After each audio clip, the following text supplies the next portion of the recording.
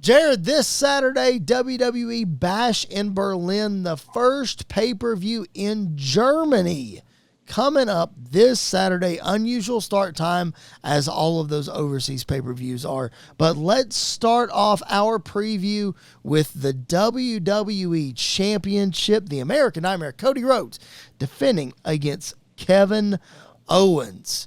First, before we dive into kind of what happened on SmackDown and then the different avenues that you could go with this, man, what's been your take on this feud? It's a babyface versus babyface.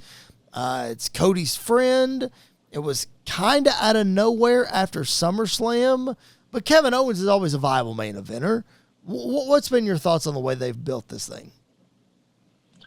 I think they were kind of in between a rock and a hard place just because that there doesn't seem like there's enough challengers that are heels. There's not enough heels right now that are viable challengers for Cody. Right. So they had to find somebody, and they went with KO. Everybody's talking about, I wonder if KO's going to turn on Cody, blah, blah, blah. Is Randy going to turn on Cody? I think what's missing in this feud is that somebody has not already turned on Cody. They should have done this before they ever built to a pay-per-view match. They should have already had Kevin at least, kind of doing a few heelish things. I don't know, man. It just seems like it's almost like Hulk versus the Warrior, except on a very, very smaller scale. Right. Do you think that it's a possibility, and we're going to talk about heel turns here in just a second, because it seems like on SmackDown, they showed a package of all of Kevin Owens' heel turns. So, like, they're strongly hinting the end of the night, Kevin Owens faked like he was going to hit Cody with the title, but then he handed him the title and, whatever. So, all the signs are there. So, do you think it's going to be friend versus friend all the way up to the Berlin match, which is this Saturday, so they've only got one more SmackDown to go. It's friend versus friend. Cody gets the best of him. KO loses his temper, turns on him, and then we get a rematch at Bad Blood, which is the next pay-per-view. I think that's highly likely, or I think that after Randy Orton loses to Gunther, that somehow that gets incorporated that Cody beat me, KO says, but, we're still good friends, and Randy just boom, drops Cody, and he's like, might still be cool with you, but he's not cool with me, type deal. I don't know, something like that I can see happening. Yeah, I think Randy works his way back into this Cody KO thing somehow, some way. I don't necessarily think that he loses to Gunther, but you can never count Randy Orton out in a championship match. We'll get to that one in just a minute. We're talking about Kevin Owens probably turning heel. But what if WWE did the unthinkable? What if they swerved us? What if Cody turns on Kevin Owens as the champion? KO doesn't win the belt. Cody still has the belt. But Cody turns heel. How likely do you think? Too much money. Too much money on the line. I don't think they're going to do it yet. It will happen, I think. Just not yet. But just imagine. I don't think it'll happen either. I'm just playing devil's advocate here. I think it's a terrible time to do it. But I'm going to play devil's advocate for a minute. What if Cody turned heel and we built to Cody Roman 3, but the roles are reversed? And Roman's the biggest babyface in the company, and Cody is a heel. Don't think that would sell some tickets?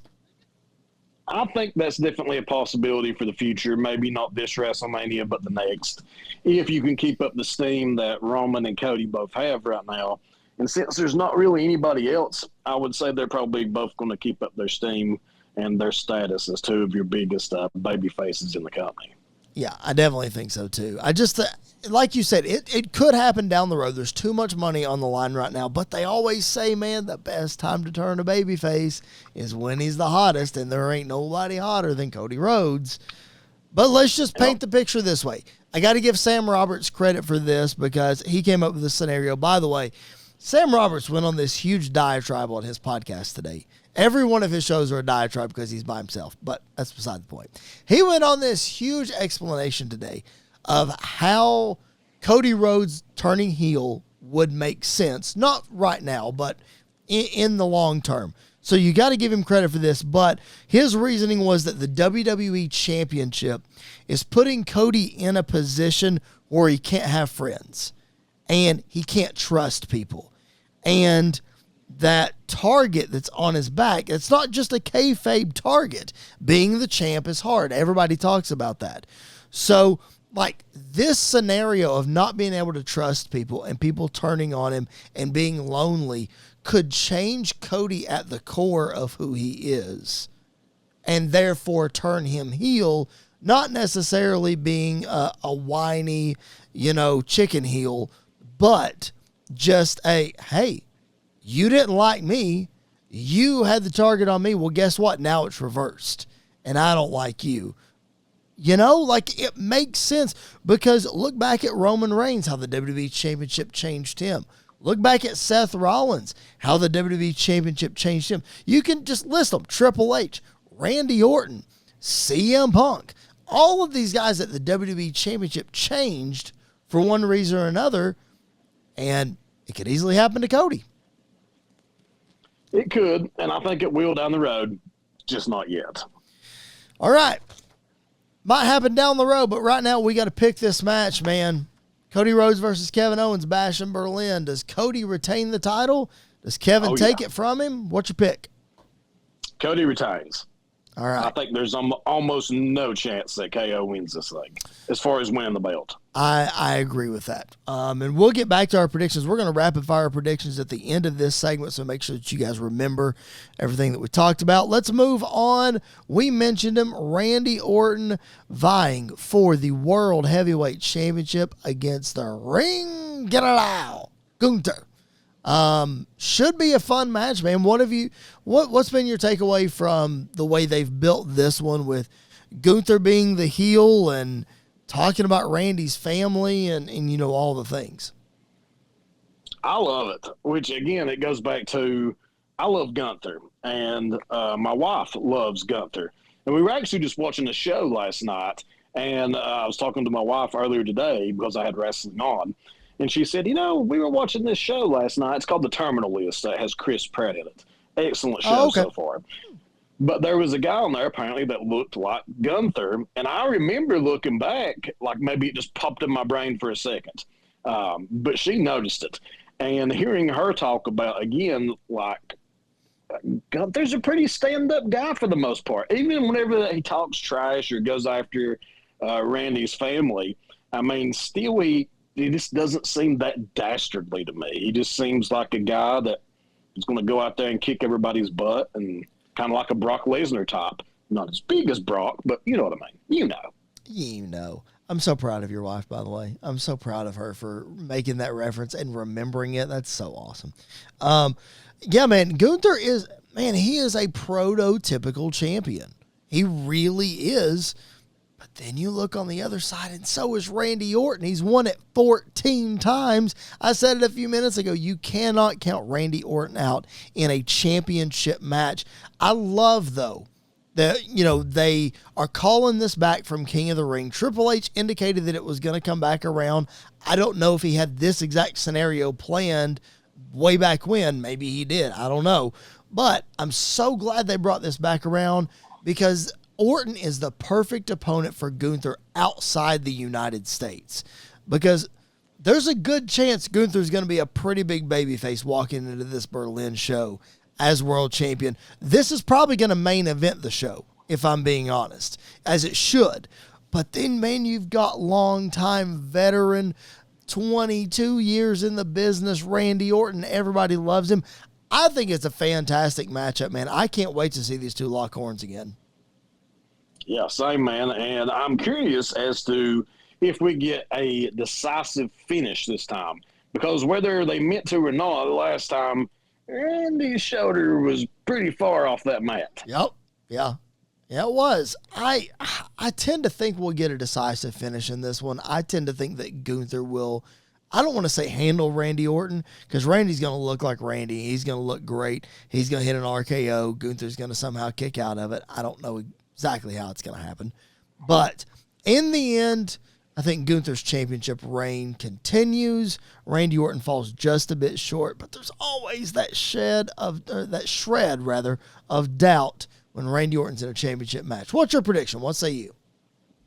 I'll say Gunther all the way. All right, so both world champions retaining their championship at Bash at Berlin, but this one, Jared, is about way more than a championship. There's a strap that's going to have these two guys connected, Drew McIntyre and CM Punk. Match number 2 in the series. Drew McIntyre taking the victory back at SummerSlam earlier this month, and CM Punk looking for revenge. Jared, we've been talking about this one for a long, long time. You have to think, man, that this is only the second in a series of matches, and you got to lean towards CM Punk winning this one so we get a rubber match, right? That's what I would think. And where I was going to say Seth might get involved, but he's kind of on this. He's out right now and kind of on this thing with Big Bronson Reed. You can't say his name without saying big in front of it. So I mean, yeah, I'm going to say Punk. I'm going to say Punk wins it. But like he falls and smacks the last corner or something to where that Drew can save face. Yeah. Like he wins, but not by a lot. Maybe Punk wins the match and then Drew beats him down after the match or something, and Drew gets the last laugh and leaves Punk lay in and gets the bracelet back, or I don't know, what have you. What do you think of the Stip? Old school leather strap match. I mean, it's not as good as bracelet on a pole. But, I mean, it's pretty good. Do you think that's the third match of the series? Are we putting the bracelet on a pole? You got to put something on a pole. So, I mean, you might as well just go ahead and put the bracelet up there. Man, when you think... you could have AJ on a pole, but I don't know. I'm not even want to go there. How about we put the bracelet up on the thing that holds the championship belt and you just have a ladder match instead of having it on a pole? I really think there should be a poll. Oh, it is old school, man. So, I mean, it has to be a poll. It's been a while. It has. Been a while. When was the last time we had a good something on a pole match? Oh, gosh. You know, it had to be back during Russo's era. Of course. I mean, probably in WCW there right before it croaked and died. I feel like they had a pole match every single week in WCW. Did they put Buff Bagwell's mom on a pole? Yes, they did. I thought so. Yes, yes, they did. So, see, you can have a human being on a pole. I mean, that is possible. I just wouldn't recommend it.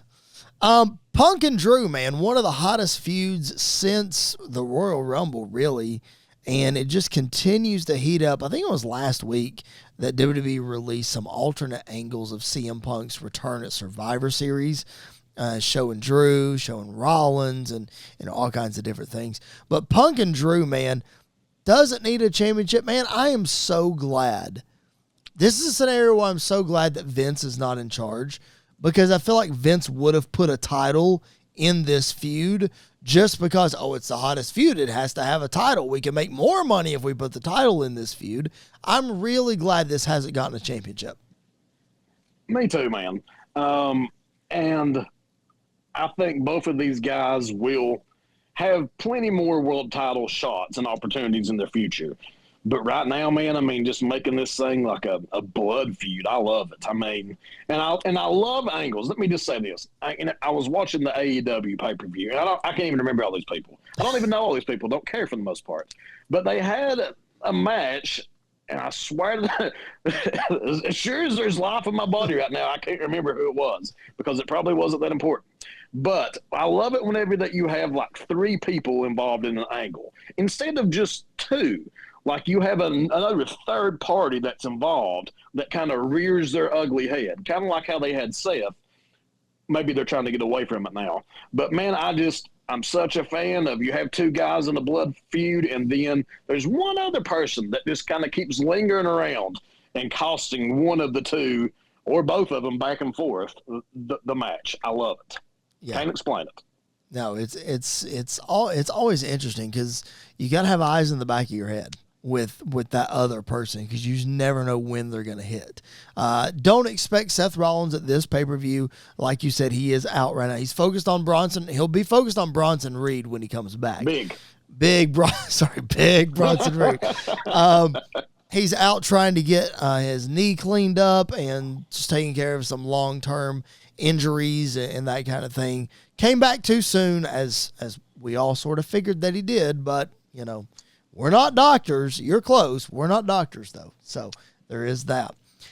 All right, man. Let's talk about another match on the card. Appreciate you guys joining us. Like and subscribe on the YouTube channel if you haven't already. Follow the show on podcast if you haven't done that as well. Mixed tag team action coming up. Bash in Berlin. It's the Terror Twins.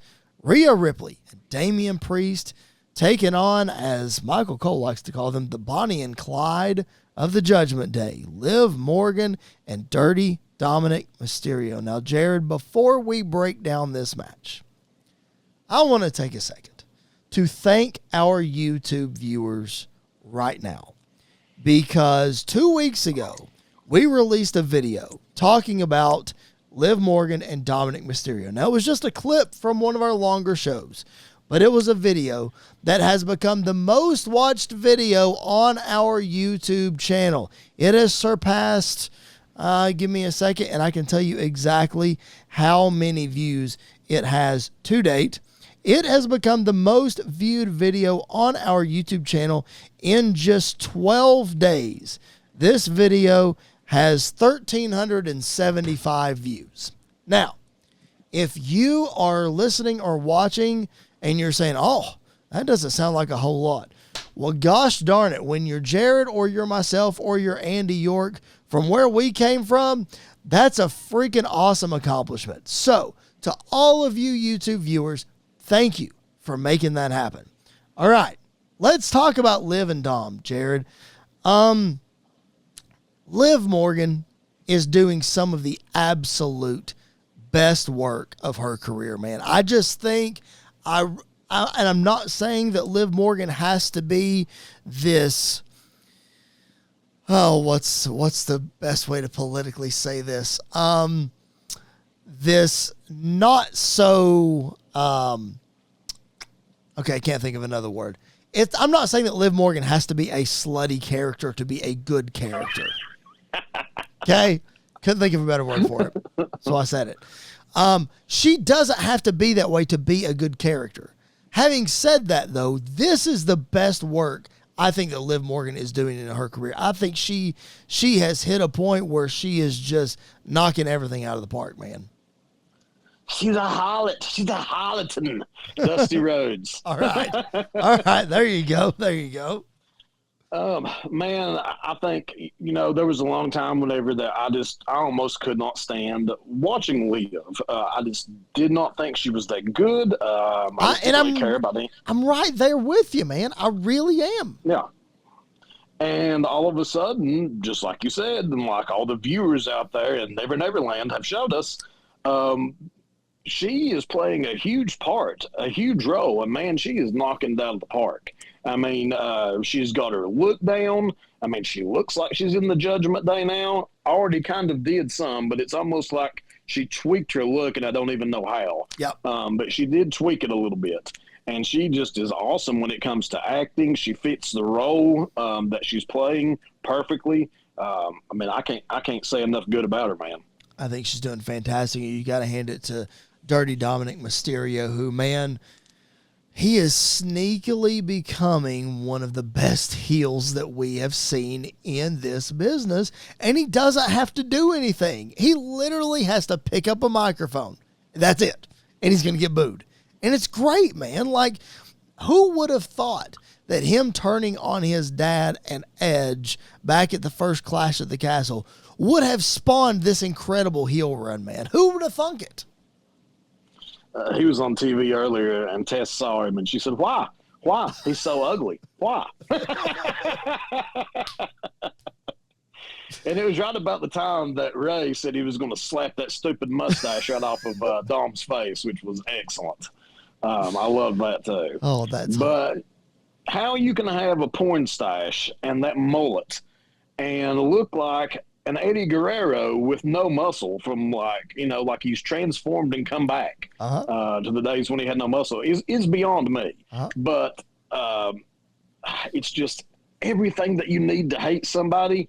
Dominic has. I mean, hands down. He gets the girls.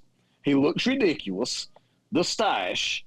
And he sucks so bad on the mic, probably on purpose, but so bad that they boo him to the point that the man cannot speak. Yeah. I mean, I have to listen really hard to be able to tell what he's saying because of all the boos. And then he gets mad and he starts talking in Spanish, and then we can't understand him, and it's hilarious. Yeah. It's even worse. So funny. All right, so Liv is doing the best work of her career. Dom is just absolutely killing it. Let's talk about somebody else who is doing the best work of their career, and that is Rhea Ripley and Damian Priest. Listen, man, Damian Priest, I think we all were concerned for good reason when he won the Money in the Bank briefcase. And we were all even more concerned when he won the championship at WrestleMania. We're like, oh, here we go. We're going to have to suffer through this. And then it's like, okay, well, they're just building him to lose against Gunther at SummerSlam. What the heck's going to happen to Priest then? He's just going to fall back into the abyss, and he doesn't have a character, so he's going to be the same character that he was. Jared, I'll be daggummed if Damian Priest isn't one of the most popular wrestlers on Monday Night Raw right now. How did that happen? I still think that, as we were talking about earlier, he's still kind of in Psycho Sid territory. Like, there's something that he lacks to really just, push him way up there into the stratosphere. But he's a heck of a lot better off now than he was before, that's for sure. And people actually care. I remember seeing him at the Undertaker One Dead Man show. You pointed him out. Yep. You said, hey, up there's Damien. And like at the time I looked up there and I was like, meh. If I saw him now, I'd be like, oh man, we have to watch so that way I can get this man's autograph when and if he comes down. Before, I don't even think I gave him a second look. Right. Oh yeah, he was there. That was the night before SummerSlam in Nashville, Tennessee. So it was 2022 that we saw him. He was hanging out up in the balcony listening to The Undertaker. But yeah, man, Priest is it's wild, man. It just seems like the switch flipped overnight. And like, I don't know what actually happened. I don't know if there were plants in the crowd that were supposed to cheer for him, then everybody else just followed suit. But man, like when his music hits now, man, there is a distinct pop. It's like, oh, okay, here we go. And Jared, I don't think it's just as a result of him teaming up with Rhea Ripley. Sure, that helps, because she is by far the most popular women's wrestler in the entire company. So it definitely helps his case. But I don't think that's the only reason he's getting cheered, man. No, definitely not. Because, I mean, he's kind of been with her for quite some time now. Mm-hmm. And even though she has always been popular at different levels, there for a long time, man, like his popularity was just stagnant. Yep. I mean, there was nothing going on. And now all of a sudden you can see a huge difference. So, no, I definitely don't think it's just because of Rhea. Does she have something to do with it? I think she had something to do with it. Now I think he's kind of his own man and standing on his own 2 feet. Yep. Just my opinion. I completely agree. All right, need your opinion on who's going to win this match. Damian Priest and Rhea Ripley versus Liv Morgan and Dominic Mysterio. You got to make a pick. Who's it going to be?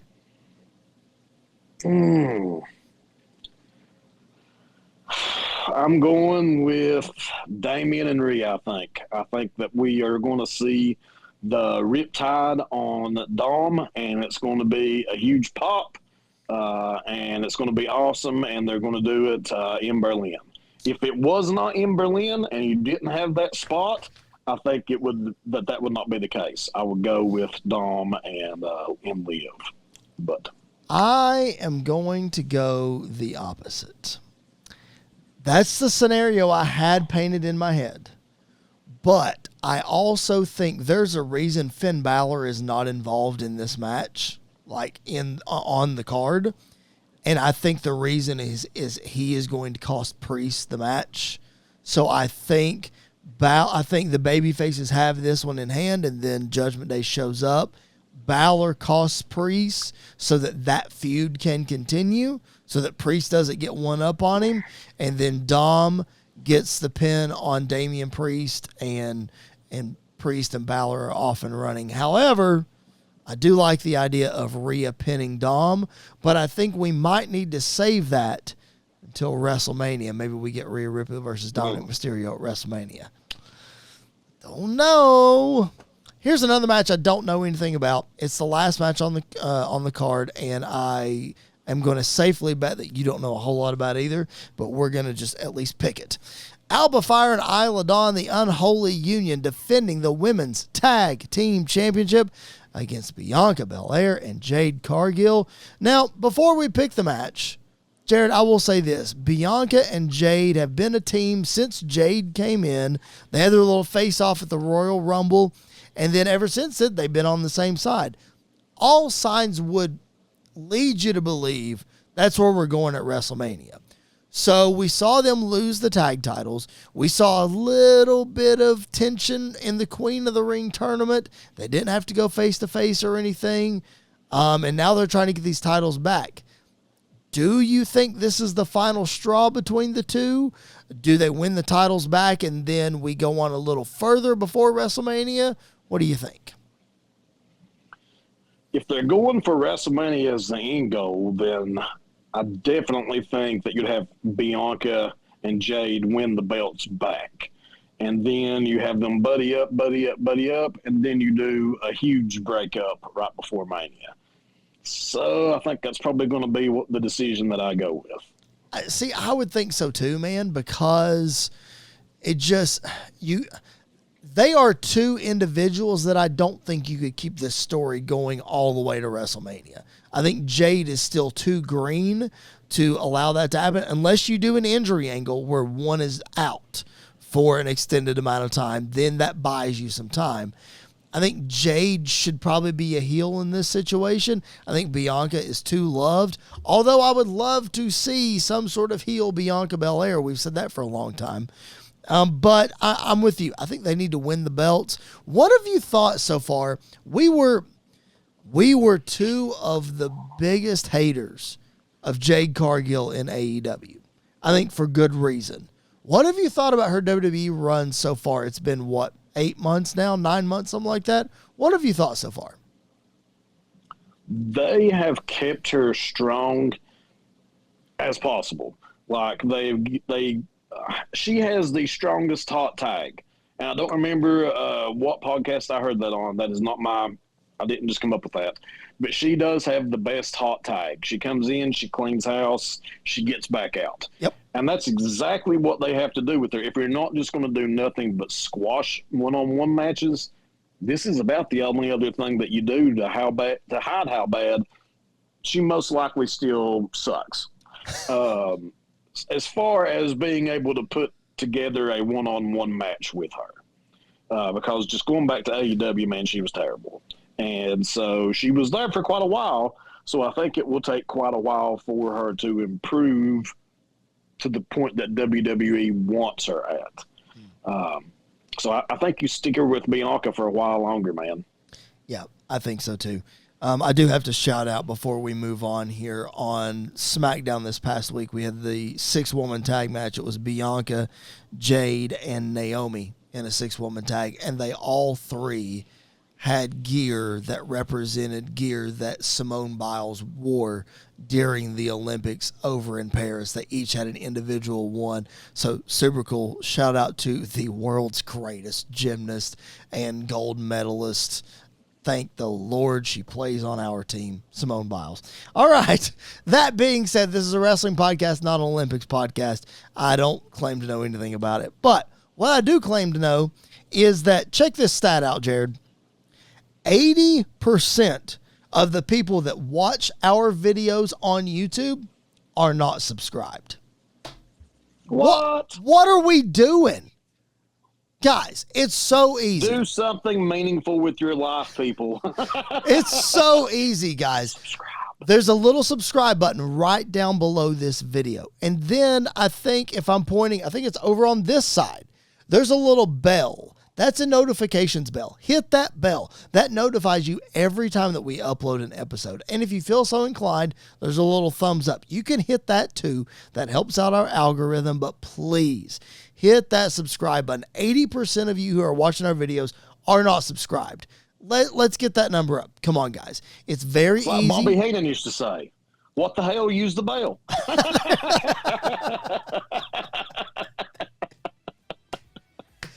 Oh, I love that. Use the bell, as Bobby would say.